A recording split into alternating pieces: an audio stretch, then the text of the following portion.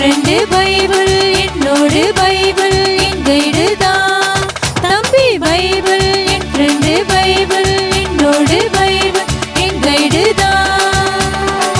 Twitter, Facebook, WhatsApp எதிலும் கிடைக்காத friendship. Twitter, Facebook, WhatsApp எதிலும் கிடைக்காத ஃப்ரெண்ட்ஷிப்பு. வாழ்வில் என்னோட சீக்ரெட்டு அதுவே எனக்கு டார்கெட்டு. வாழ்வில் என்னோட சீக்ரெட்டு அதுவே எனக்கு டார்கெட்டு. லா லா லா லா லா லா லா லா லா லா லா லா. பைபிள் என் ஃப்ரெண்டு பைபிள் என்னோடு பைபிள் என் கைடு தான். தம்பி பைபிள் என் ஃப்ரெண்டு பைபிள் என்னோடு பைபிள் என் கைடு தான். பைபிள் என்னோட சேட் பண்ணும், என்னோட ஹார்ட்டை சேஞ்ச் பண்ணும். பைபிள் என்னோட சேட் பண்ணும், என்னோட ஹார்ட்டை சேஞ்ச் பண்ணும். உலக வாழ்வினை டெலிட் பண்ணும், உன்னத வாழ்விற்கு சேவ் பண்ணும். உலக வாழ்வினை டெலிட் பண்ணும், உன்னத வாழ்விற்கு சேவ் பண்ணும். லா லா லா லா லா லா லா லா லா லா லா லா. பைபிள் என் ஃப்ரெண்டு பைபிள் என்னோடு பைபிள் என் கைடு தான். தம்பி பைபிள் என் ஃப்ரெண்டு பைபிள் என்னோடு பைபிள் என் கைடு தான். ஹாய் குட்டி பிள்ளைங்களா, எப்படி இருக்கிறீங்க? எல்லாரும் சூப்பரா ஒரு வசனம் படிக்க போறோம். நான் உங்களுக்கு சொல்லித் தர போறேன். ஸ்டார்ட் பண்ணலாமா? நான் உனக்கு போதித்து நீ நடக்க வேண்டிய வழியை உனக்கு காட்டுவேன். உன்மேல் ஏன் கண்ணை வைத்து உனக்கு ஆலோசனை சொல்லுவேன். சங்கீதம் 32:8. எல்லாரும் என் கூட சேர்ந்து வசனத்தை படிக்கலாமா? ஓகே, இப்போ எல்லாரும் சேர்ந்து சொல்லுங்க. நான் உனக்கு போதித்து நீ நடக்க வேண்டிய வழியை உனக்கு காட்டுவேன். உன்மேல் என் கண்ணை வைத்து உனக்கு ஆலோசனை சொல்லுவேன். சங்கீதம் 32:8. Very good, super. இப்போ நம்ம குட்டி பிள்ளைங்க வந்து வசனம் சொல்ல போறாங்க. நான் உனக்கு போதித்து நீ நடக்க வேண்டிய வழியை உனக்கு காட்டுவேன். உன்மேல் என் கண்ணை வைத்து உனக்கு நான் ஆலோசனை சொல்லுவேன். சங்கீதம் 32:8. ஹாய் குட்டி பிள்ளைங்களா, எப்படி இருக்கீங்க? நல்லா இருக்கீங்களா? நல்லாவே இல்லை.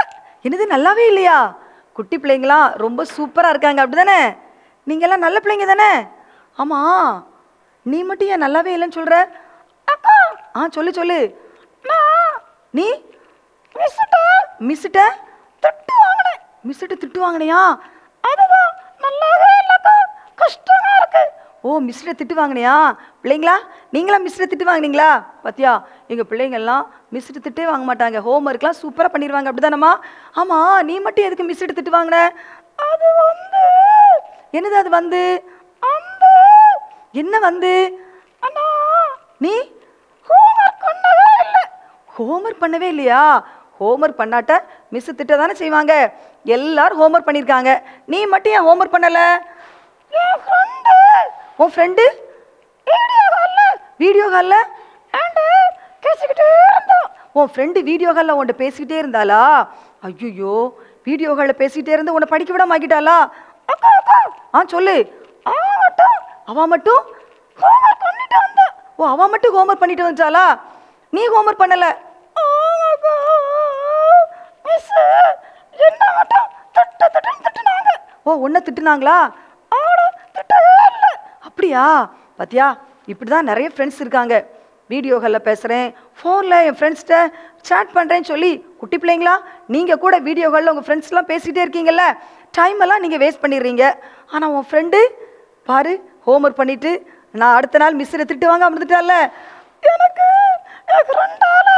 ரொம்ப டிஸ்டர்பாக இருக்கா. உன் ஃப்ரெண்டால் ரொம்ப டிஸ்டர்பாக இருக்கா? இந்த பாரு ரோசி, நீ கூட உன் ஃப்ரெண்டுடைய வார்த்தையை தான் கேட்பேன், ஃப்ரெண்டு சொல்கிறது தான் கேட்பேன் நினச்சிட்டு இருக்க. ஆனால் ஏசு சுவாமி என்ன சொல்கிறாங்க தெரியுமா? நான் சொல்கிற வழியில் நீ நடக்கணும்னு சொல்கிறாங்க. என்னக்கா சொல்கிறீங்க? எனக்கு என் ஃப்ரெண்டு தான் பெஸ்ட் ஃப்ரெண்டு. உன் ஃப்ரெண்டு தான் உனக்கு பெஸ்ட் ஃப்ரெண்டாக தருதா? குட்டி பிள்ளைங்க, உங்களுக்கும் உங்கள் ஃப்ரெண்டு தானே ரொம்ப பெஸ்ட்டாக இருக்காங்க. குட்டி பிள்ளைங்களா, உங்களுக்கும் உங்கள் ஃப்ரெண்டு தானே ரொம்ப பெஸ்ட்டாக தெரியுறாங்க. ஃப்ரெண்டை நீங்கள் பெஸ்ட்டாக வச்சு ஃப்ரெண்டு சொல்கிறதெல்லாம் நீங்கள் கேட்டிங்கன்னா நீங்கள் லைஃப்பில் முன்னேறவே முடியாது.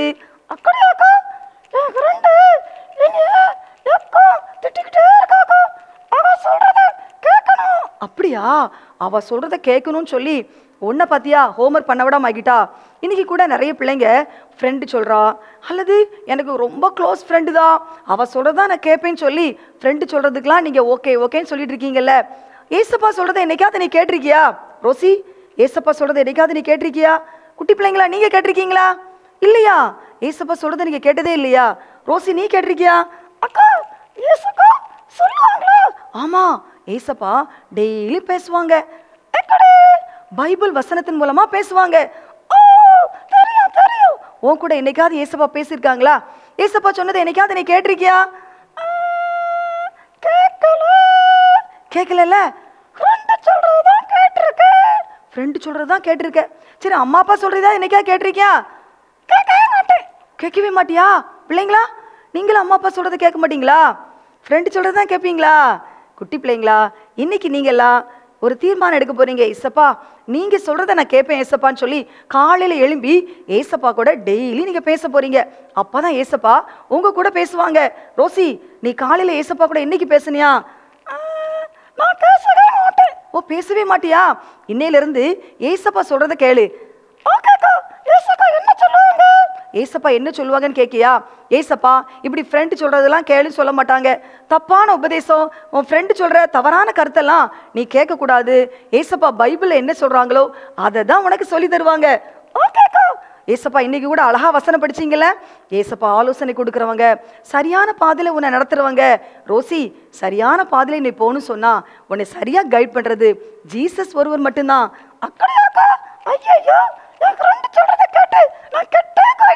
உன் ஃப்ரெண்டு சொல்றதை கேட்டு நீ கெட்டே போயிட்டேல. இன்னைக்கு ஒரு தீர்மானம் பண்ணு. ஏசப்பா சொல்றதுதான் நீ கேட்க போற. ஏசப்பா எந்த பாதையில உன்னை நடத்துறாங்களோ அப்படி சந்தோஷமா போகணும். குட்டி பிள்ளைங்களா, நீங்களும் இன்னையில இருந்து ஏசப்பா சொல்றதை கேட்பீங்களா? அப்ப டெய்லி பைபிள் படிக்கணும், ஏசப்பாட்ட ஜெபம் பண்ணணும். ஓகேவா?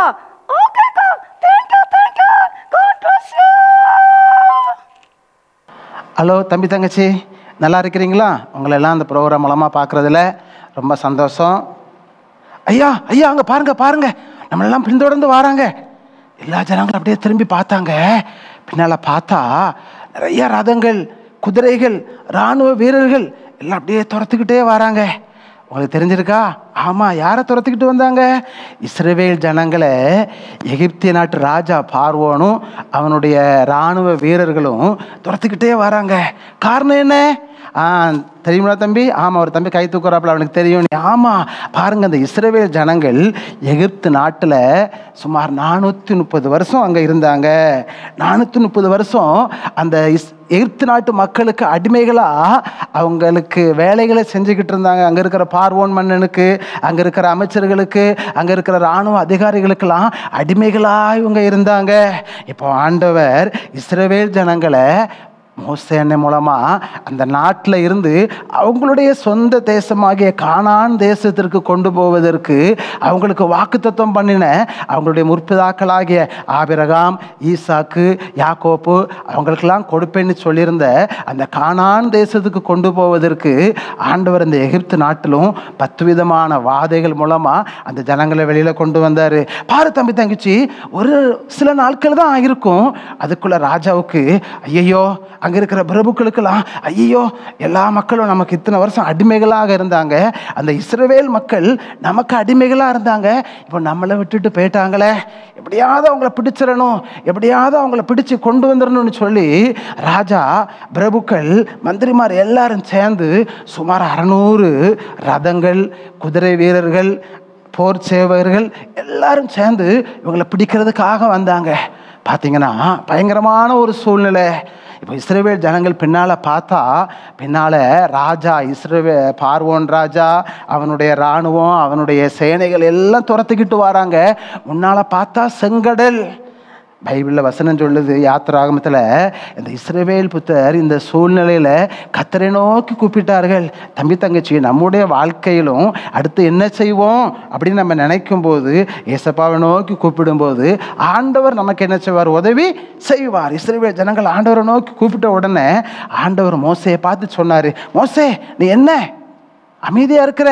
பாரு, உன் கையில் இருக்கிற கோலை ஓங்கி கடலை பிளந்து விடு அப்படின்னாரு. மோசேனுடைய கரங்களில் அந்த கோல் இருந்தது. அந்த கோலை நீட்டின உடனே பார்த்தீங்கன்னா அந்த முழுவதும் ஆண்டவர் என்ன கொண்டு வந்தார்? பயங்கரமான கீழ்காற்றை கொண்டு வந்தார். பார்த்தீங்களா? அந்த கீழ்காற்று மூலமாக அன்னைக்கு ராத்திரி முழுவதும் அந்த கடல், செங்கடல், அதில் இருந்த தண்ணி ரெண்டாக அப்படியே பிரிஞ்சுட்டு நடுவில் வந்து பார்த்தீங்கன்னா நல்ல ஒரு பாதை ஆண்டவர் கொடுத்தாரு. பார்த்தீங்களா? நல்ல ஒரு பாதை. அந்த பாதையில் இஸ்ரவேல் ஜனங்கள் அப்படியே உலர்ந்த தரையில் நடந்து அந்த கடலை கடந்து வெளியில் வந்துட்டாங்க. இப்போ நடு ராத்திரி ஆச்சு, அதிகாலை நேரமாச்சு. எகிப்திய நாட்டு ராஜாவும் அவனுடைய சேனைகளும் நடு கடலுக்குள்ளே வந்துக்கிட்டு இருக்காங்க. வந்துக்கிட்டு இருக்கும்போது ஆண்டவர் மோசையை பார்த்து சொன்னார், மோசே உன் கோலை நீட்டு அப்படின்னாரு. மோசே கோலை எடுத்து கோலை நீட்டின உடனே அந்த கடல் பாருங்க மீண்டும் அப்படியே மூடி விட்டது. பார்த்தீங்கன்னா அந்த ராத்திரி நேரத்தில், காலை நேரத்தில் எல்லா எகிப்திய மக்கள், அந்த இராணுவ வீரர்கள், அந்த ராஜா, அவனுடைய சேனைகள், அவனுடைய இராணுவத்தில் இருந்த எல்லாரும் தண்ணியில் மூழ்கி போயிட்டாங்க. பைபிளில் வசனம் சொல்லுது, ஏசாயா 48:17, நீ நடக்க வேண்டிய வழியில் உன்னை நடத்துகிற உன் தேவனாகிய கர்த்தர் நானே. தம்பி தங்கச்சி, அப்போ நாமளும் இக்கட்டான சூழ்நிலைகளெல்லாம் ஆண்டவரை நோக்கி கூப்பிடும்போது ஆண்டவர் நமக்கு என்ன செய்வார்? பாதைகளை காட்டுவார், அவர் நம்மை நடத்துவார். நம்ம அப்படியே ஜெபிக்கலாமா? ஜெபிப்போம். அன்பின் ஆண்டவரே, ஏசப்பா, நீர் எங்களை எல்லா சூழ்நிலைகளிலும் நடத்துகிற தெய்வமாக இருக்கிறபடினாலும் உமக்கு ஸ்தோத்திரம். நீர் எங்களுக்கு ஆண்டவரே போதித்து நடத்துகிறவர்.